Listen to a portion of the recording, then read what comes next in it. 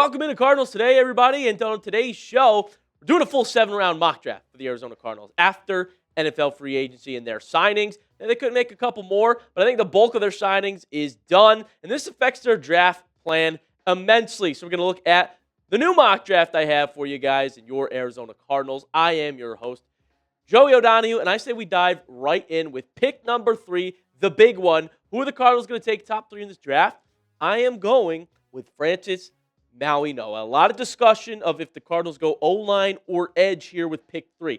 I think Maui Noah is the play for a team that desperately needs that right tackle spot sorted out. Could also play guard if you want to move him inside because of his stature and his frame. Here's some of his PFF grades from last season. Really good pass blocker, really good run blocker as well. Only allowed 2 sacks. That team won a national championship in Miami. And Maui Noah just moves people, throws people out of the way. I mean, it is exactly the kind of big fella that you want up front if you're a Cardinals fan.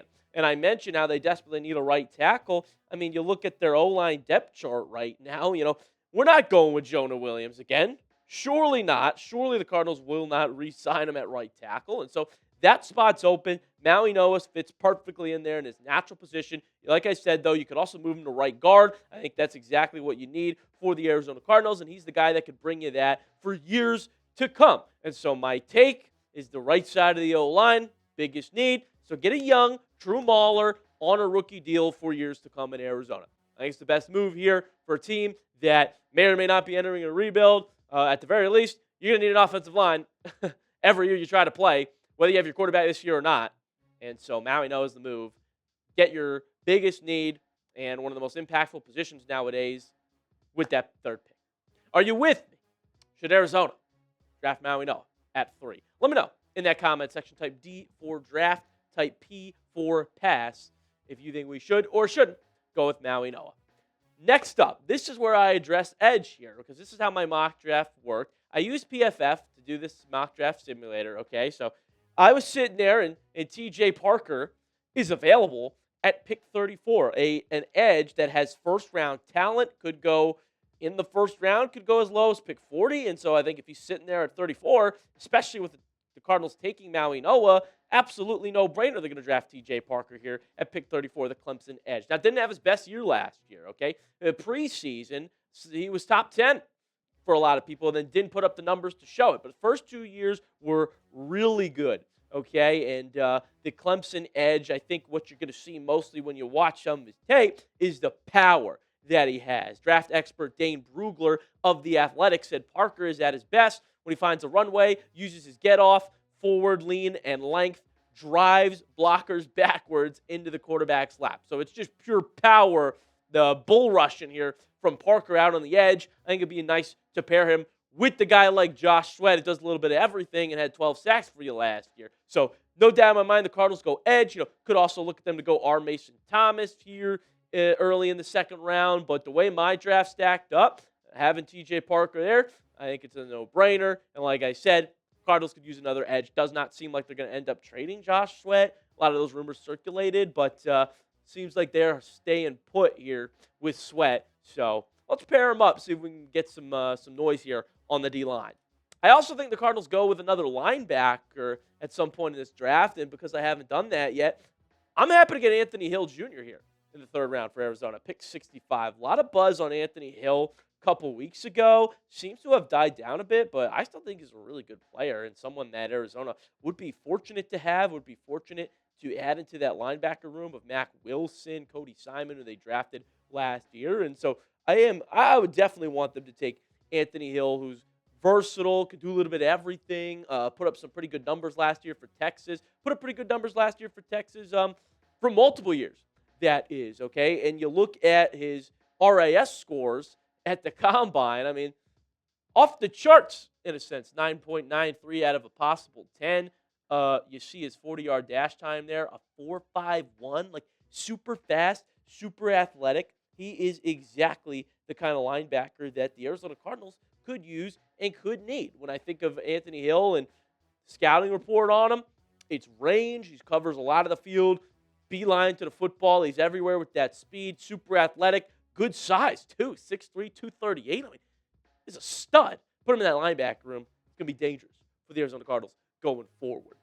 Next, let's go on over to the 4th round, and I think the Cardinals grab another safety here to replace Jalen Thompson, who they lost to the Cowboys, right? And Bud Clark stands out to me. Being available in the 4th round is great value for Bud Clark, okay? What can he do? Well, he's versatile in the sense that, if some people want us to take a corner, he could play nickel corner, right? But he's also a talented safety, maybe not the heaviest guy, right? So tackling is his one quote-unquote concern, but he's a ball hawk. 15 career interceptions in college, all right? 4.41 140 time. Speedster. Big fan. Great value if he lands in the 4th round. He might go 3rd. I like him a lot for Arizona here in the 4th. Let's go on over to our 5th round selection for Arizona. This will be pick 143, and I'm saying why not get another guard, right? I mean, the right side of the line is my big emphasis here, right? So how about Bo Stevens, the Iowa guard?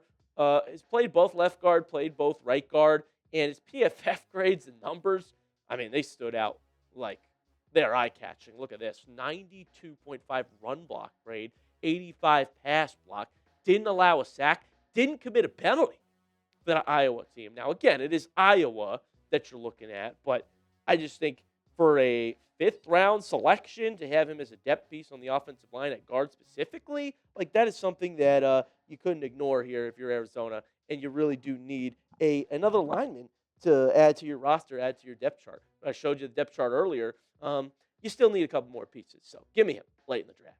Final 2 picks for the Cardinals. I'm going Zane Durant. Now, not a surefire thing that Calais Campbell resigns. I'd be shocked if he does. So Zane Durant, you're going to draft another D lineman, D tackle specifically.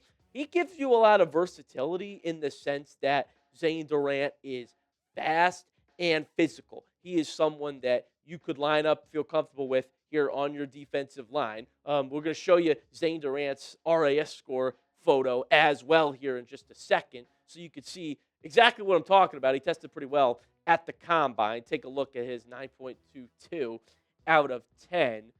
He can jump and he can move. Pretty good 40 time for a big fella on the defensive line, right? 4.78. Like, you see a lot of green there in the athleticism department. That's why I like Zane Durant late as a 6th round pick here for the Cardinals. Depth piece on the line. Now, you want to talk about athleticism.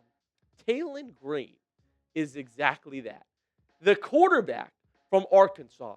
Now, I'm not even saying you draft him to be your starting quarterback. If he wins that battle against Jacoby Brissett, sure, wouldn't shock me, quite honestly. But he's an athletic freak. Should he even play quarterback? I mean, might just be a guy people want to move him to wide receiver. Or if he wants to play quarterback, this is a guy you bring in for different sets like Taysom Hill. I mean, it could be dangerous. Get you a couple explosive pops here a game. Mike LaFleur, he might cook something up with what he's learned from Sean McVay. Look at this from the combine, 9.99.